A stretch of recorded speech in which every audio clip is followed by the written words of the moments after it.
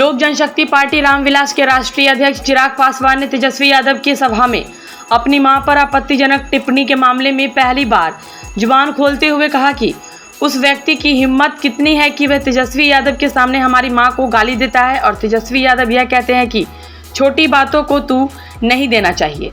उन्होंने कहा कि मैं दावे के साथ कह सकता हूं कि बिहार में पहले फेज में 4 की 4 सीट जीत रहे हैं। पहले चरण में जहां से भी जानकारी सामने आ रही है, भले वो गया हो, औरंगाबाद, नवादा, जमुई, एक बात स्पष्ट है कि लड़ाई हर जगह अब जीत के मार्जिन की है कि कौन कितने बड़े मार्जिन से सीट निकालता है। भाई मैं एनडीए गठबंधन का सहयोगी हूँ, सिर्फ इसीलिए ही नहीं, पर चारों सीटों पर हम मॉनिटरिंग कर रहे हैं और चारों सीटों से एक बात क्लियर है कि हमारे प्रत्याशी चारों जगह जीत रहे हैं और कमोवेश यही माहौल पूरे देश भर का है।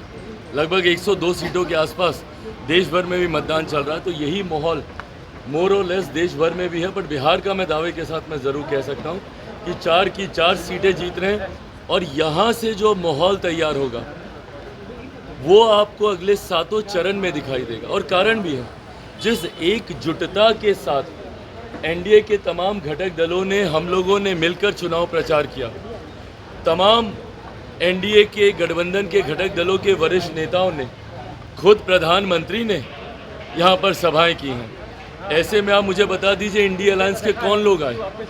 क्या उनके कांग्रेस का कोई बड़ा नेता आया क्या यहाँ पर? राहुल जी को तो अभी तक फुर्सत नहीं मिली आने की, पहले चरण का चुनाव हो गया, इनके वाम दलों के बड़े कोई नेता यहाँ पर नहीं आए, तो वो गंभीरता नहीं है। पहले चरण को लेकर कम से कम इंडिया अलायंस के घटक दलों में वो गंभीरता नहीं थी और गंभीरता का अभाव और लापरवाही और जिस तरीके से हुड़दंग और दबंगई ये लोग दिखा रहे हैं चुनाव के दौरान, इसका पूरा का पूरा नुकसान इन लोगों को बिहार में 40 की 40 सीटों पर चौंकाने वाला रिजल्ट आएगा। बिल्कुल चौंकाने वाला रिजल्ट आएगा, क्योंकि पिछली बार गठबंधन में 1 सीट ये लोग जीत लिए थे, इस बार वो भी हारेंगे, तो चौंकना इनके लिए स्वाभाविक है। चौंकेंगे ही चौंकेंगे जब सभा में जिस तरीके से आपकी मां को लेकर अभद्र बातें बोली गई, कैसे देख रहे इसे? भाई पहली बात तो मेरे लिए ये सेंसिटिव मैटर है। मेरे परिवार के ऐसे लोगों को गाली दी जा रही है जो सार्वजनिक जीवन में भी नहीं है।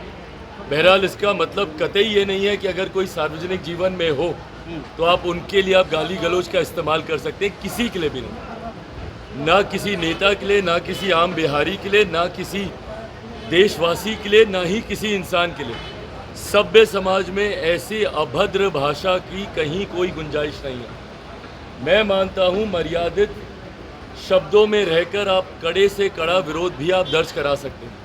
शब्दों की मर्यादा को राजनीति में रखना ज़रूरी है और ख़ास तौर पर ये जिम्मेदारी हम जैसे युवाओं पर और बढ़ जाती है, जिनको एक बड़ी आबादी अपना आदर्श मानती है। ऐसे में हम लोग का पब्लिक कंडक्ट, सार्वजनिक आचरण जो हम लोग का रहता है वो बहुत मायने रखता है, क्योंकि लोग उसको एज एन एग्जाम्पल लेते हैं कि नेता ये कर रहा है मैं भी ये करूँ। आपकी खामोशी, मौन समर्थन रहा उन असामाजिक तत्वों के लिए जो आपके सामने गाली दे रहे थे, और आप उस पर कार्रवाई करने की बजाय या कोई कड़ा वक्तव्य देने की बजाय आप क्या कहते हैं कि मैंने सुना नहीं। आप क्या कहते हैं कि ये छोटी बातों को तूल नहीं देना चाहिए। भाई खून खौलता है और मुझे लगता है हर बेटे हर बेटी का खून खौलेगा अगर किसी के भी माँ को इस तरीके से गाली दी जाएगी। किसी के भी साथ ये घटना होगी, हर किसी का खून खौलेगा। मैं तब भी बहुत संयमित तरीके से अपनी बातों को रख रहा हूँ, पर इन बातों पर दुख या कार्रवाई करना तो दूर, इसको कवर अप करने का प्रयास किया जा रहा है और इसको ढकने का प्रयास किया जा रहा है ये बोलकर कि ऐसी बातों को तूल नहीं दिया जाना चाहिए। ये आपकी मानसिकता को दर्शाता है। वही जंगल राज 90 के दशक का अब याद आने लग गया है, जिस वजह से हमारे प्रदेश से बड़े स्तर पर पलायन हुआ था। ये अगर वो जंगल राज की परछाई नहीं है तो और क्या है? आज एक असामाजिक तत्व में इतनी हिम्मत कि तेजस्वी यादव के सामने चिराग पासवान के परिवार को गाली दी जाती है और वो कुछ नहीं बोलते हैं।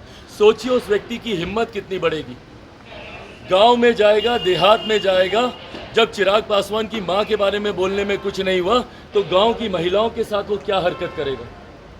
यही जंगल राज है जिसकी अब आहट सुनाई देने लग गई है। और ऐसे में इन लोगों की सोच, दुख मुझे इस बात का ज़रूर है कि मेरा छोटा भाई है वो, उनके सामने ये हुआ। राबड़ी देवी जी मेरी माँ है, बात ख़त्म यहाँ पर। मेरे सामने अगर कोई उनके लिए कुछ कहता, मेरी बहन मीसा दी के लिए कुछ कहता, रोहिणी के लिए कुछ कहता, ये तो वो लोग हैं जो सार्वजनिक जीवन में हैं। उनके अलावा भी इनके परिवार या किसी भी बिहारी या किसी भी हिंदुस्तानी के लिए कोई कुछ इस तरीके की भाषा का इस्तेमाल करता, मैं वही मुंह तोड़ जवाब देता। हराकर जवाब देंगे? मैं कड़ी आपत्ति उस वक्त दर्ज करता और हराकर जवाब देने की भाई मुझे ज़रूरत नहीं है। बिहार की जनता आज की तारीख में सक्षम है इस बात का आकलन करने के लिए कि जो लोग इस तरीके की भाषा का इस्तेमाल कर रहे हैं, जो चुनाव में ही आपकी माँ बहनों को अपमानित करते हैं। अभी नवरात्रि का त्यौहार बीता है, मातृशक्ति का पूजन हम लोगों ने किया है। मातृशक्ति, उस शक्ति की इन्होंने किस तरीके से इन्होंने उन्हीं का अपमान करने का काम किया। नवरात्रि के पहले दिन मछली लहराकर और नवरात्रि के आखिरी दिन मातृशक्ति को गाली दिलवाकर, ये इनके संस्कारों को दिखा रहा है, आरजेडी के कल्चर को दिखा रहा है।